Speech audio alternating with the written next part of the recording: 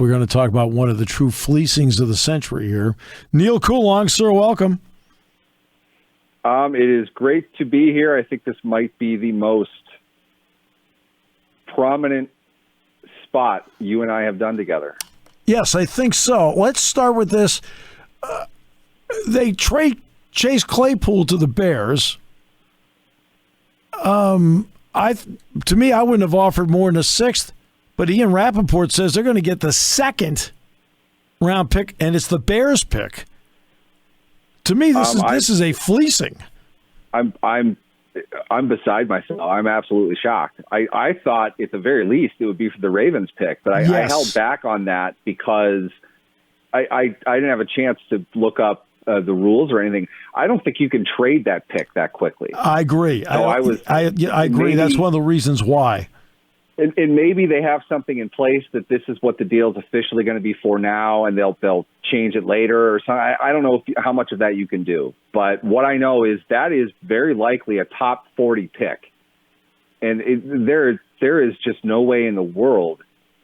I don't know what Chicago is doing. I don't know why they would do that. But and I'm not even – look, you've heard me for 2 years. I've been very critical of Chase Claypool in a lot of ways. Yep. At the same time, I do feel his highest and best is as an outside receiver and not a slot receiver. So I can understand certainly why the Steelers would be looking to if they can, get something big back for him. He's not going to be a long-term fit with them, and they're definitely not. He's not going to re-sign with them, not with Pickens there. If he's playing on the inside, he's going to want to go get paid and play on the outside. For Chicago to give up that much, I'm at a loss. I really don't understand their line of thinking with it. But that's I don't know if the Steelers have gotten this much of a trade immediately. Since they acquired Bettis in 95, from the Rams, 95. Yeah. I don't think they've gotten more back for giving up less than they did with this deal. Kudos to them for it.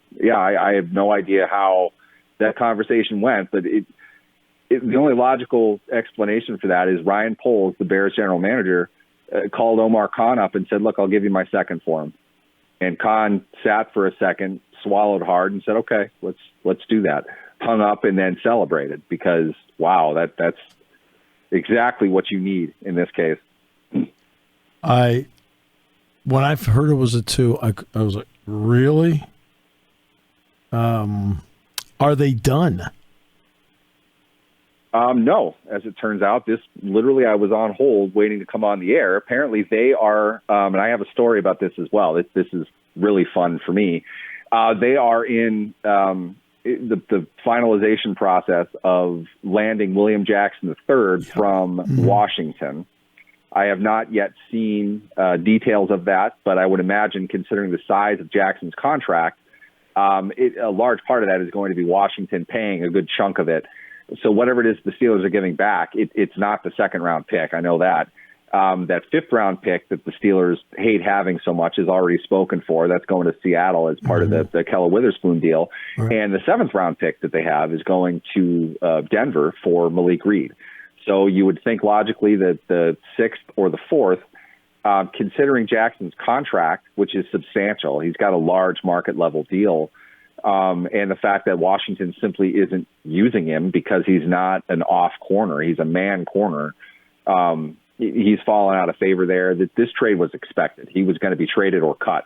So my guess is at best, it's at best right now for Washington, it would be for the Steelers' sixth-round pick in this draft.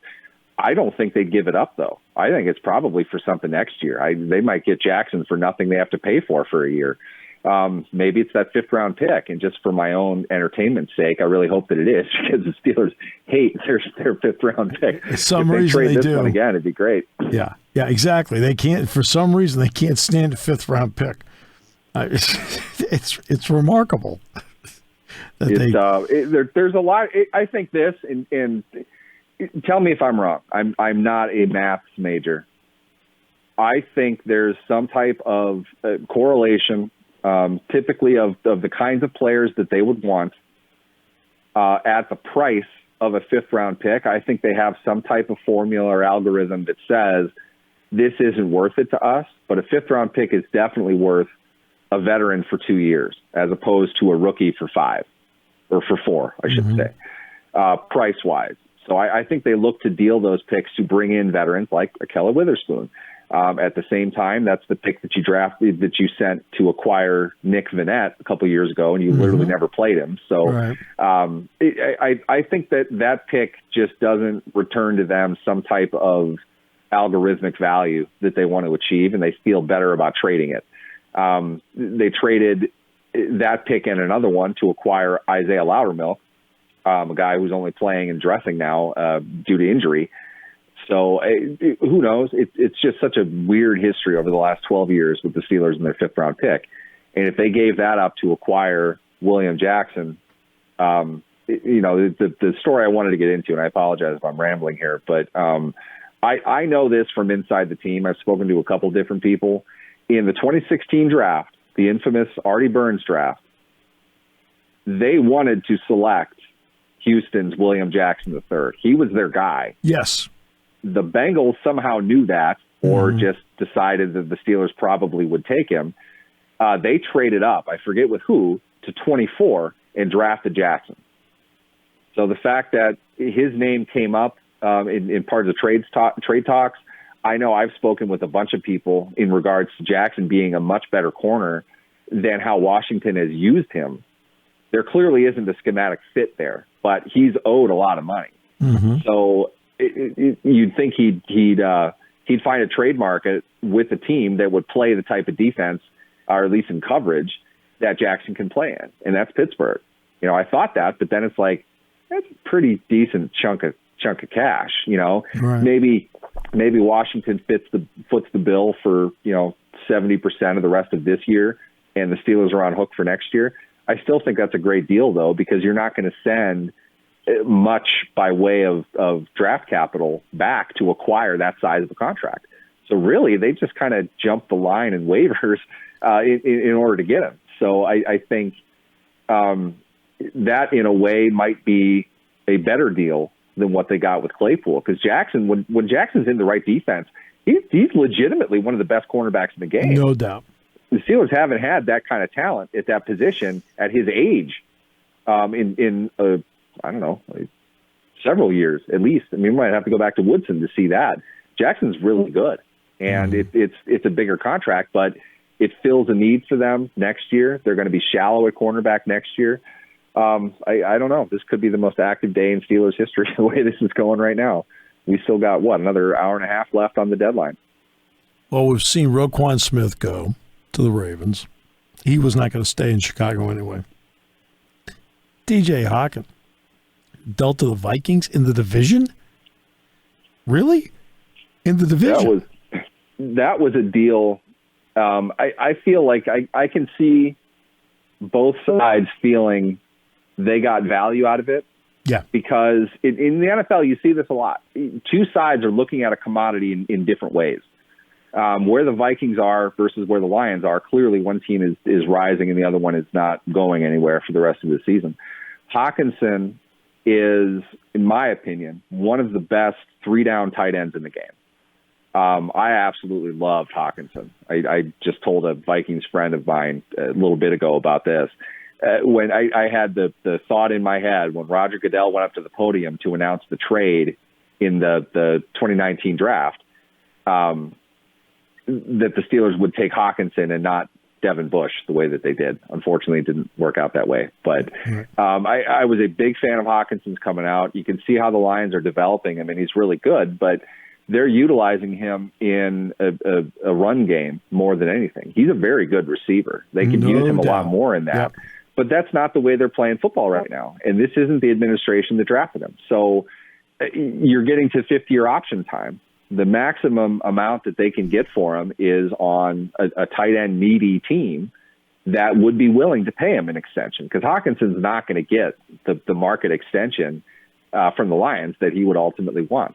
The Vikings, though, with Kirk Cousins in particular, a 12 personnel with him under center, I think works very well. And I think that's what they're going to try to do. Right. And they can afford to pay him as more of a receiving tight end, give him closer to that high level market deal that he would get on the open market.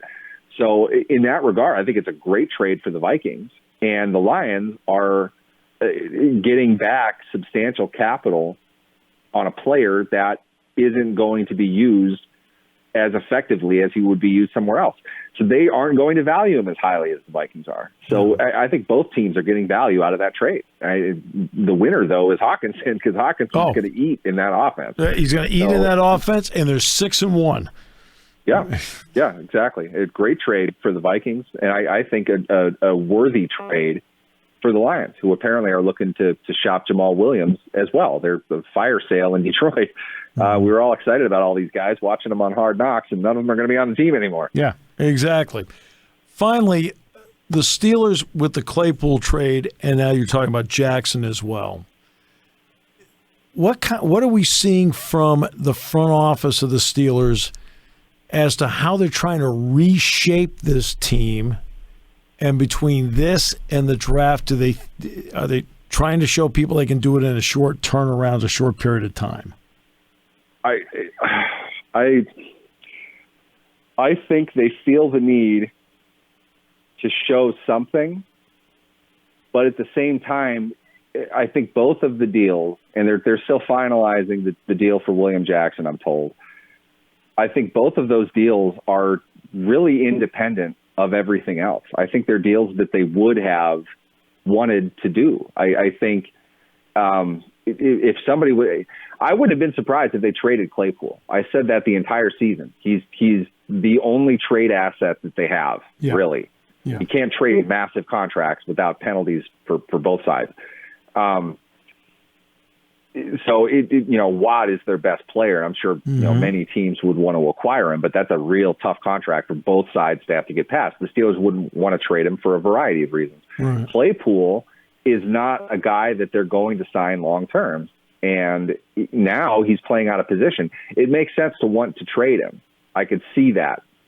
I just think they got blown away by the offer, which was probably a full round higher than the best offer they could have anticipated.